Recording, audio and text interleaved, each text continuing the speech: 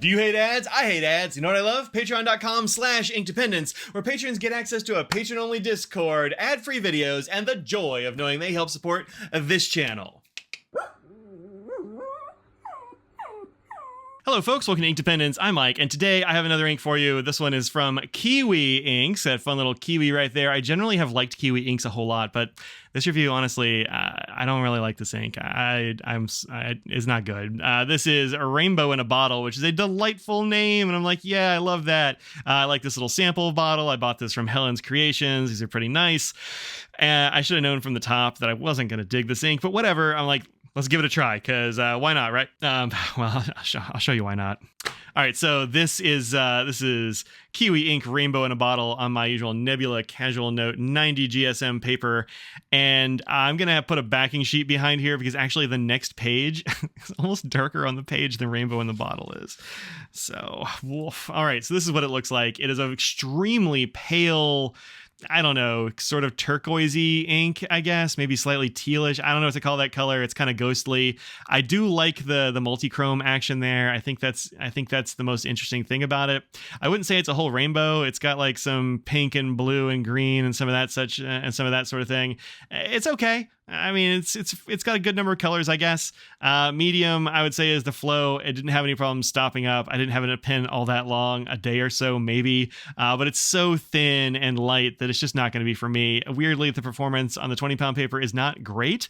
I would think with an ink like this it would be better, but it's not great, as we'll see. Qualities, paleness is certainly a quality. It's barely there, and some shading, a little multi-chrome shading there. The pen I had it in is gorgeous, and it really kind of fit the idea of the ink. It's this one by Iron Feather Creations. Man, Brian over at Iron Feather makes some really cool pens, and I really dig this one. And I thought this was going to be neat with this with this ink, but it's just too light. And I had this in a double broad Kodachi nib, which is a nib grind that Matthew Chen does. Very nice nib grind. I've got a ink in here that I love now, so it's way better. But this one, comments, just not for me. It's too light. It's barely an ink. Maybe it's good for some art stuff, but honestly, I couldn't tell you. It's barely ink, if you ask me. Let's take a look at a little water test, and we'll do some color comparisons. Look at it on like one other paper, two other papers, because I don't have it on that many papers either. I wanted it out of my pen immediately. Was kind of what happened with this one. Let's go ahead and give it a swish. All right, the chromatography on this is very nice. Now, that's where the rainbow is. The rainbow is in the chromatography, not so much in the bottle. But nice rainbowy chromatography there. And 30 ml bottles for $13.85. Kiwi, I think, is very reasonably priced. But this one needed more ink in that ink. And yeah, if you get water on it even a little bit, it is gone, man. There's just some like bare dots there. But yeah, not a lot. This, though, this is maybe my favorite thing about it. I really like the chromatography, but as an ink, needs more ink. All right, here it is on my Staples 20-pound, 30% recycled copy paper, where it's just kind of too, it's just too light. It's too light for me. And also, you can tell it spreads, which is weird because it shouldn't be that wide. Here it is on a paper that's not as absorbent, and it doesn't spread very much at all. It's much narrower letters, so like my letters are running together, and they kind of are hard to read because they're too thick and they're also too light. And then on the back, you weirdly get plenty of bleed, like as much bleed through, I would say, as the rest of this. It's just a super light ink. So yeah, I don't know, man. Also, I cut myself on a brick. Sorry about that, folks. But yeah, it's just not good on there.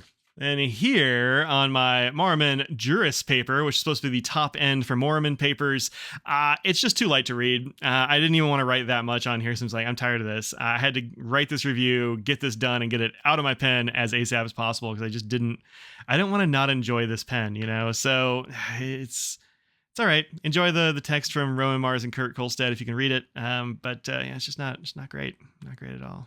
All right, a couple of things that look like this. Oh, one. So there it is on the Colodex card. And actually, it looks okay on the Colodex card. It is darker here for sure. Maybe you just need to use this with a super wet nib. Maybe something like maybe something like a Kakamori nib. I think that's what I used for this writing sample, probably, which puts down a ton of ink all at once in one spot. Like that might be the sort of thing to do with this kind of ink. Just like, put as much of it down as you can on a good paper, because it's got an interesting color just from a fountain pen. It's not great, even a double broad. The only thing I had that was kind of close to this was Ferris Wheel Press Storied Blue, which is, I think, much more readable. It's just like that's the only thing I had that was even close. The rest of these are not even close. This is kind of close a little bit to the stuff in the middle there. So it is a unique color, as